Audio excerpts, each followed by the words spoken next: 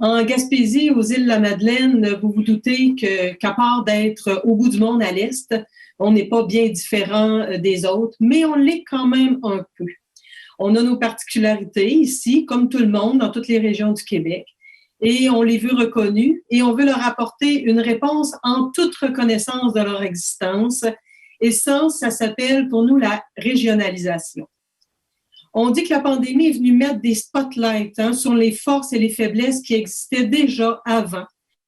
On le savait, mais c'est encore plus évident. Les organismes communautaires autonomes ont une faculté d'adaptation absolument extraordinaire.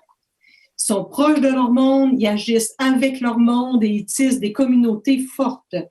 Avec la pandémie, on remarque aussi à quel point les espaces démocratiques et de prise en charge de toutes ces organisations-là font la différence pour répondre adéquatement aux besoins des communautés.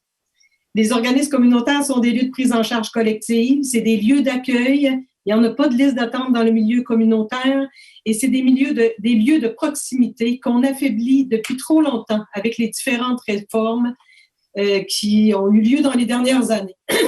Avec la pandémie aussi, il y a eu des budgets d'urgence destinés aux organismes communautaires autonomes. Mais ces budgets-là, pour plusieurs, il y avait tellement d'exigences loin de nos réalités terrain qu'il a fallu qu'on en laisse passer plusieurs. En Gaspésie, c'est arrivé aux îles de la Madeleine et ailleurs dans le Québec. Et c'est pas faute d'avoir besoin d'argent et c'est pas faute non plus de pas savoir quoi faire avec. On sait quoi faire avec, mais les exigences liées à ces enveloppes de financement-là étaient loin de nos réalités.